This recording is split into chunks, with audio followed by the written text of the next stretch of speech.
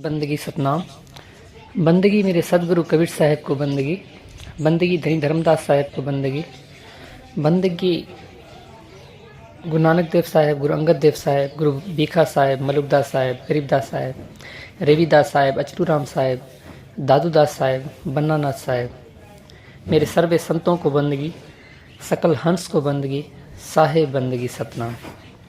जैसे कि आज की हमारी सत्संग का जो विषय है, मैंने पिछली सत्संग में बताया कि धर्मदास साहब का सतगुरु कबीर साहब से जब मिलन होता है, साहब से मिलन होता है और साहब जब धर्मदास साहब को ज्ञान देते हैं, जगत ज्ञान से लेके मूल ज्ञान तक पूर्ण ज्ञान देना, यानी 33 कोटि का ज्ञान और उस सच्चे सतनाम, उस सच्चे सतगुरु का ज्ञान, उस मूल ज्ञान का साहब धनी धर्मदास साहब को उपदेश देते हैं।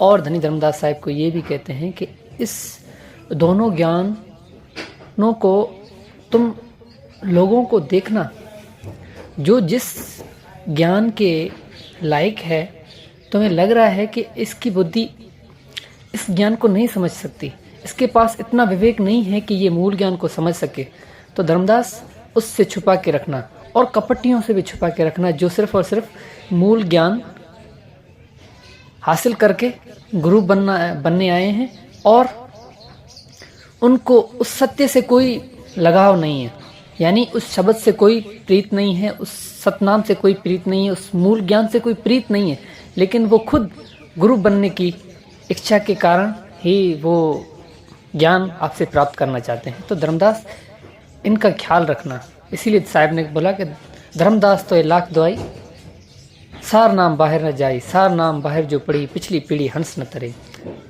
फिर साहब ने कहा कि धर्मदास 33 करोड़ ज्ञान अम्बा का मूल ज्ञान गुप्त कर रखा। मैंने 33 करोड़ ज्ञान तुम्हें बताया, लेकिन मूल ज्ञान जो है गुप्त करके रखा है। मैंने हर एक चीज़ का ज्ञान दिया, लेकिन मूल ज्ञान गुप्त कर रखा है। और जब धर्मदास साहब को मूल ज्ञान बताया गया, साहब ने जब उनको मूल ज्ञान दिया, तो साहब ने कहा कि देखना, ज्ञानी को तुम देव बताई, कपट्टी से तुम लाख छुपाए। कपट्टियों से छुपाना, लेकिन ज्ञानी को बताना, जिसके हृदय में उस सत्य नाम, उस सच्चे सद्गुरु को प्राप्त करने की लगन हो, उसी को सिर्फ और सिर्फ ये ज्ञान देना। तब साहब ने कहा, धर्मदास साहब ने कहा कि जी साहब, तब ये ऐसे कार्य चला। तब तो पिछली सत्संग में मैंने ये सारा कुछ बताया और मैंने कहा था कि अगली सत्संग में ये बताएंगे कि 42 वंश का क्या भेद है। तो हम अपनी सत्संग शुरू करने से पहले मैं आपसे निवेदन करता हूँ कि सत्संग को पूरी सुनिएगा, जैसे आप सत्संग को सही से समझ सकें, और सत्संग को ज़्यादा से ज़्यादा शेयर करें, जैसे सभी सत्य को जान पाएँ और सत्य का लाभ ले सकें। हमारा एक और भी चैनल था जो किसी कारण बंद हो गया, वो इसी नाम पे था, धनी धर्मदास कबीर पंथ दास संजय, लेकिन वो चैनल बंद हो गया और वहाँ पे बहुत सब्सक्राइबर थे अपने, यानी बहुत से लोग वहाँ पे सत्संग सुनते थे, लेकिन क्या कर सकते हैं। इसी वजह से मैंने अभी दूसरा चैनल बनाया है और यहाँ पे हम अपने सत्संग करेंगे और साहिब का प्रचार करेंगे, और आप मेरा इस प्रचार में साथ दें। अगर आपके हृदय कहे कि ये सत्य, जो बात बोली जा रही है, ये सत्य है, तो आप भी सत्संग को ज़रूर शेयर कीजिएगा, जैसे सभी सत्य को जान पाएँ। तो हम अपनी सत्संग को शुरू करते हैं। तब धर्मदास साहब ने जब ये सारा ज्ञान समझा, जगत ज्ञान में तत्वों का ज्ञान, 5 तत्वों का निर्वाण, मैं आगे चल के आपको सारा कुछ बताऊंगा कि 5 तत्वों का निर्वाण कैसे हुआ, 5 तत्व हैं क्या, ये सारा कुछ, मन माया क्या है, 3 गुण क्या है, 25 प्रकृति क्या है, ये सब जब धनी धर्मदास साहब ने ये ज्ञान प्राप्त किया, तब धनी धर्मदास साहब ने साहिब से कहा कि साहिब, मुझे मूल ज्ञान बताए, मूल ज्ञान क्या है। क्योंकि साहिब ने साखी बोल दी धर्मदास को, धर्मदास 33 करोड़ ज्ञान अम्बा खा, मैंने 33 करोड़ ज्ञान तो तुम्हें दे दिया धर्मदास, लेकिन वो जो मूल ज्ञान है वो मैंने छुपाया है, और वो ज्ञान मैं तब ही दूंगा, तब ही देता हूँ जब देखता हूँ कि मेरे हंस में उसको प्राप्त करने की प्रीति हो, लगन हो, विवेक हो, जागृति हो।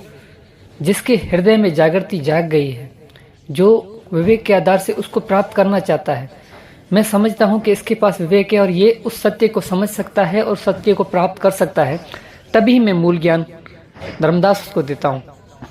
तब शायद धर्मदास से कहते हैं कि धर्मदास, मैंने तुम्हें इतना ज्ञान दिया और अब मुझे समझ में आ रहा है कि तुम इस मूल ज्ञान को समझ सकते हो और इस मूल ज्ञान को जान सकते हो।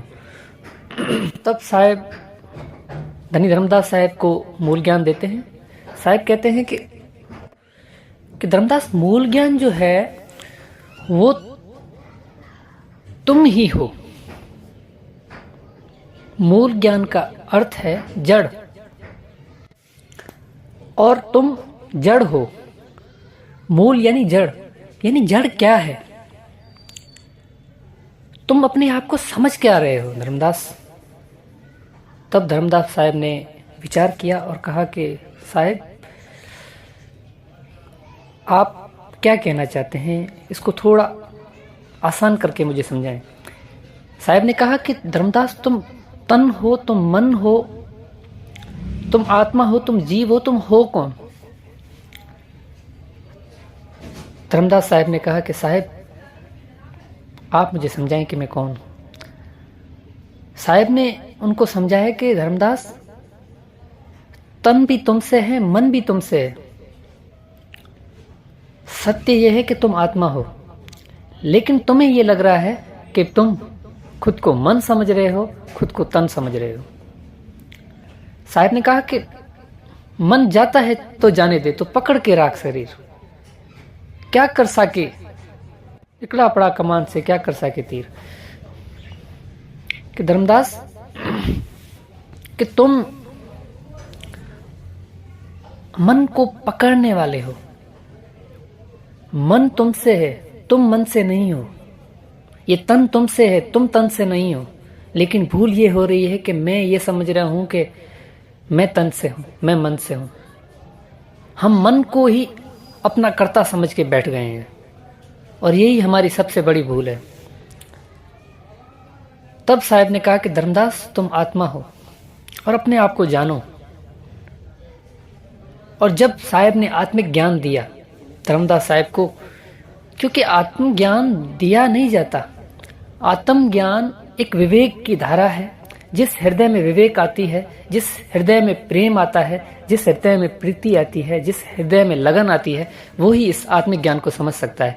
क्योंकि साहब ने कहा है कि आत्म ज्ञान एक ऐसा ज्ञान है जिसको हम अपनी मुंह से, अपने आवाज से उसकी व्याख्या नहीं कर सकते, शब्दों में उसको नहीं एक्सप्लेन कर सकते, नहीं बता सकते कि वो आत्मा क्या है। साहब ने कहा, आत्म अनुभव ज्ञान की जो कोई पूछे बात, जैसे गूंगा गुड़ खाए के कौन मुख कहवे स्वाद। ऐसे है धर्मदास आत्मा, और तुम आत्मा हो धर्मदास।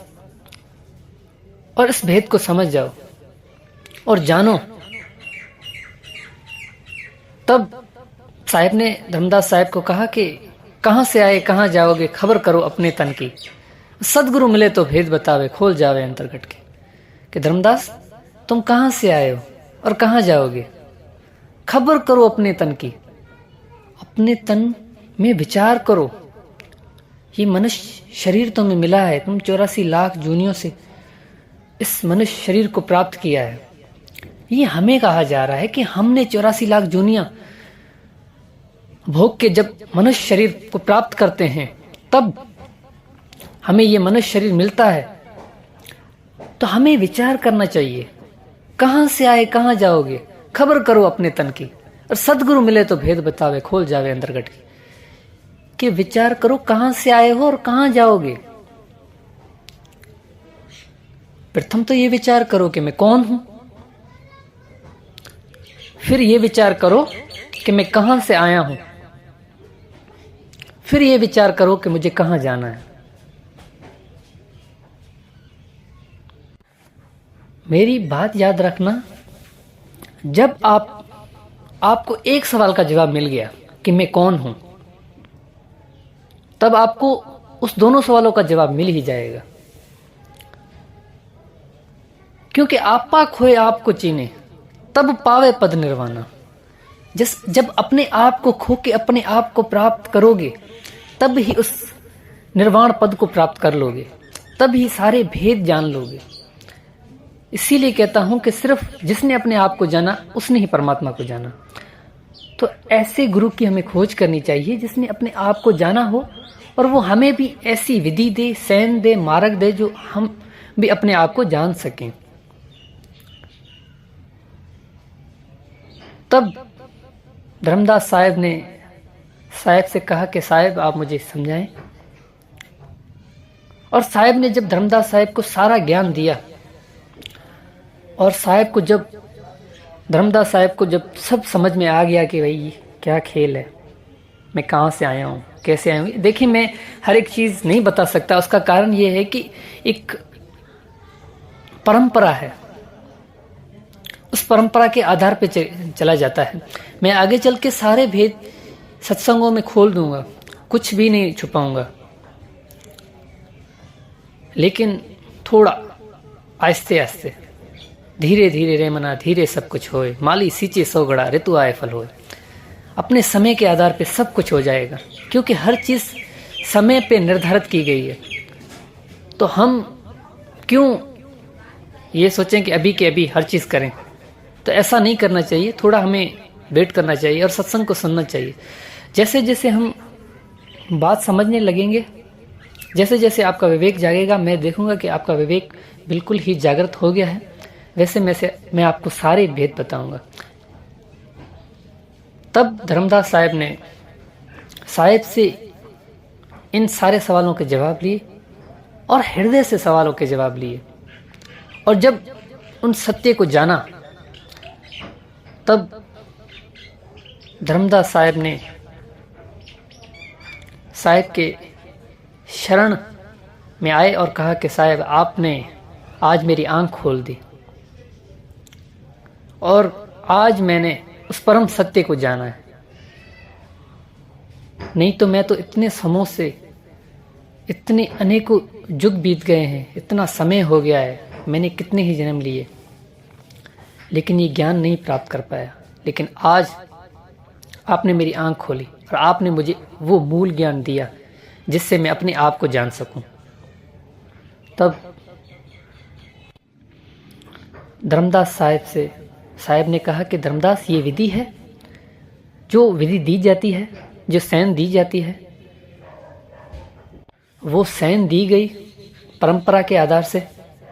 जब धर्मदास साहब सदगुरु बंदी छोड़ सदगुरु कबीर साहब के शिष्य हुए, तब साहब ने उनको विधि दी, और विधि के आधार पर उन्होंने जब सिमरन शुरू किया, जब उस सच्चे शब्द का सिमरन किया, प्रथम तो आज तो लोगों को समझ में यही समझ में नहीं आ रहा कि शब्द है क्या, वो सच्चा शब्द कौन सा है। इसी भ्रम से हम नहीं निकल रहे हैं कि वो शब्द है क्या। लोग शब्द, झूठे झूठे शब्दों को सच्चा कर रहे हैं, लेकिन साहिब की वानियों को ये समझ रहे हैं कि साहिब की जो वानियां हैं, साहिब जो बोल रहे हैं वो झूठ है, लेकिन अपने गुरुओं को बोल रहे हैं कि ये सच बोल रहे हैं, जो मेरे गुरु ने शब्द दिया है वो ही सत्य है। अगर आपके गुरु ने जो शब्द दिया वो सत्य है, तो साहिब ऐसा क्यों बोल रहे हैं कि मुख से कहे कबीर कबीर तो ना कटे काल की पीड़, नाम हमारा सब जुग लेता, भेद हमारा कोई ना कहता, मेरा भेद पावेगा सोई जाका सदगुरु पूरा हो। साहिब तो कह रहे हैं कि मेरा नाम लेने से भी कुछ नहीं होगा। आप कितने ही कबीर कबीर करते रहो, आप उस निज शब्द को नहीं प्राप्त कर सकते, उस सत्य लोक को नहीं प्राप्त कर सकते, उस सत्य नाम को नहीं प्राप्त कर सकते, उस सदगुरु को नहीं चीन सकते। तो इस भ्रम से निकलें और ऐसे गुरु की खोज करें जिसने उस सत्य नाम को अनुभव किया हो। तब धर्मदास साहब को नाम का भेद दिया कि धर्मदास, वो जो नाम है 52 अक्षरी नाम नहीं है, वो शब्द ही परमात्मा है। और साहब ने ये भी कहा कि वो शब्द ना मैं हूं ना तुम हो। धर्मदास, नहीं कबीर नहीं धर्मदासा, अक्षर एक सब घट ही निवासा, तुम धर्मन ये सत्कर मानो, दूजी बात और ना आनो। अपने हृदय में कोई भी बात और नहीं लेके आओ धर्मदास, जो मैं बता रहा हूं यही परम सत्य है, और वो शब्द जो है ना तुम हो ना मैं हूँ। अब कितनी बड़ी बात हो गई, साहब ने कितनी बड़ी बात कर ली। और ये आज के अधूरे गुरु हमें कह रहे हैं कि वो जो शब्द है वो ओंग सोहंग है, वो सोहंग सत्य कबीर है, वो आदि नाम अजर नाम अमर नाम पाताले सत्य सिंधु नाम नीर नाम यही नाम हंस को काम खोले कुंजी खोले कपाड़ पांजी पड़े मोल के घाट भरमभूत का बांधो गोला कह कबीर प्रमाण पांच नाम ने हंसा सतलोक समान। इन्हीं नामों में हमें उलझा रहे हैं। कोई बोल रहा है ज्योति स्वरूप अलख निरंजन ओंग ओंकार सोंग सतनाम, समझ में नहीं आ रहा। 52 अक्षरों को ही वो सच्चा शब्द समझ रहे हैं, लेकिन साहब कह रहे हैं कि वो मेरा परम जो मेरा सच्चा शब्द है वो इन सभी से न्यारा है। उस शब्द की खोज करो, और वो शब्द ना मैं कबीर हूँ ना वो धर्मदास है। और जब धर्मदास साहब को ये ज्ञान समझ में आता है, धर्मदास साहब इस सारी विधि को समझ जाते हैं, तब धर्मदास साहब सत्य का प्रचार करते हैं। उससे पहले धर्मदास साहब उस सत्य की खोज करते हैं। साहब ने जो विधि दी है उस विधि के आधार पर सिमरन करते हैं, अरदास करते हैं उनको, जैसे वो सच्चा शब्द उसको अनुभव कर सकें। और जब धर्मदास साहब उस शब्द को अनुभव कर लेते हैं, धर्मदास साहब कहते हैं आज मोहे दर्शन देहो कबीर सत्य लोक से चल कर आओ काटन जम जंजीर। साहब मुझे दर्शन दो, मुझे कुछ भी नहीं चाहिए। उस शब्द की बात हो रही है यहाँ पे। मेरे जन्मों जन्म की प्यास खत्म कर दो और मुझे उस सत्य का अनुभव करवाओ। जब साहब को वो धर्मदास साहब को वो शब्द का अनुभव होता है, तब धर्मदास साहब भेद समझ जाते हैं और साहब से आज्ञा लेके प्रचार शुरू करते हैं। जब प्रचार शुरू करते हैं तो धर्मदास साहब की बहुत बड़ी आयु हो जाती है। जब आयु बढ़ जाती है तब धर्मदास साहब कहते हैं कि साहब अब तो मेरी बहुत ही आयु बढ़ गई है और अब मैं कैसे आगे उस सत्य का प्रचार करूंगा। तब साहब धर्मदास साहब को कहते हैं कि धर्मदास तुम परेशान नहीं हो, मैं तुम्हें 42 वंश का उपदेश देता हूं कि 42 वंश तक तुम्हारी मेरे सत्य का प्रचार होगा, मेरे सत्य नाम का डंका बजेगा। तब साहब धर्मदास साहब के जो पुत्र थे, धर्मदास साहब उनको लेके आए, नारायण दास साहब, और नारायण दास साहब धर्मदास साहब के पुत्र थे। और वो सदगुरु कबीर साहब को नहीं मानते थे, वो साहब को समझते थे कि ये झूठा है और ये भरमा रहा है, क्योंकि वो विष्णु भगत थे। तब सदगुरु कबीर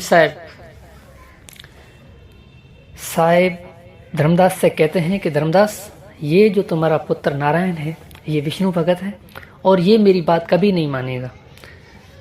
और साहब ने कहा कि काल का जीव माने नहीं, कोटि को समझाए, मैं खींचूं सतलोक को वो बांधा जमपुर जाए। कि जो इन देवताओं के जो जीव हैं, जो निरंजन के जीव हैं, वो मेरी बात को कभी नहीं समझेंगे। मैं उनको सत्य का मार्ग दूंगा, वो मुझे ही बोलेंगे ये हमें भरमा रहा है। तो साहब ने कहा अब क्या करें।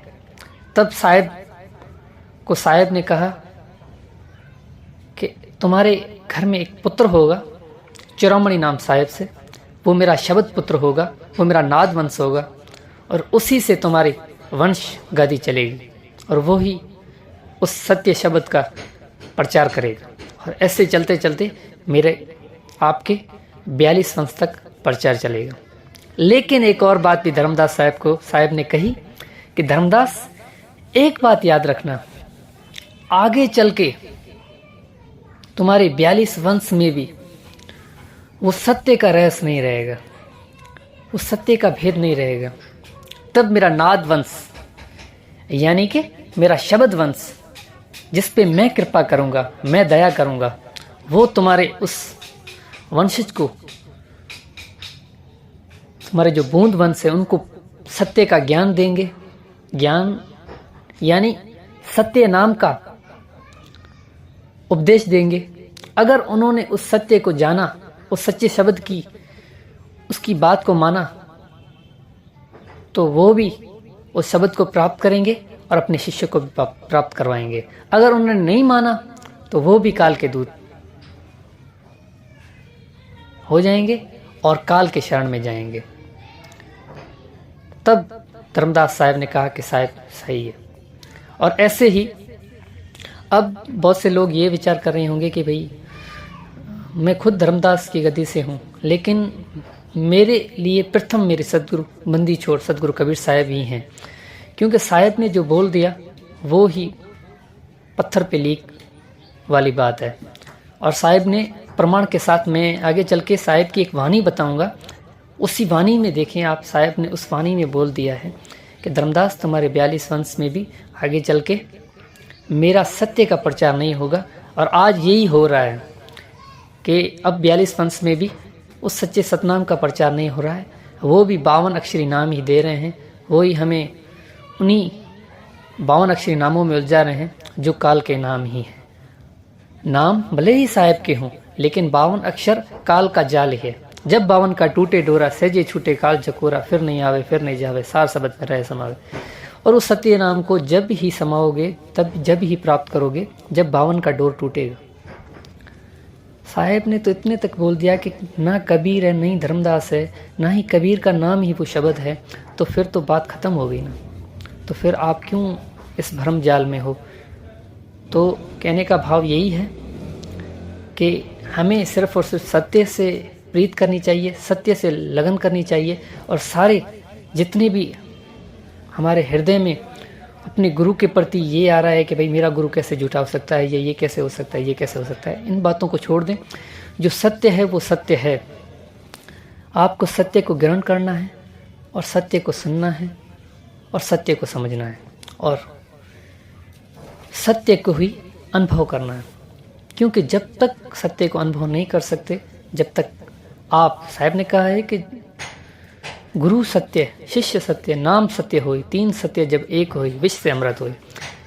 अगर गुरु सच्चा हो और शिष्य और चेला सत्य नहीं है, और शिष्य और शब्द सच्चा नहीं है, फिर भी वो सत्य को नहीं अनुभव कर सकते। और अगर चेला और शिष्य सत्य हो और शब्द सत्य नहीं हो, तो वो भी उस सत्य को अनुभव नहीं कर सकते। तो सत्य को अनुभव करना है तो तीनों को एक रस होना होगा, तीनों ही एक हो जाएं, तब ही उस सत्य को अनुभव कर सकते हैं। तो आज के लिए बस इतना ही। अगली सत्संग हम बहुत ही जल्द करेंगे। साहिब बंदगी सतनाम।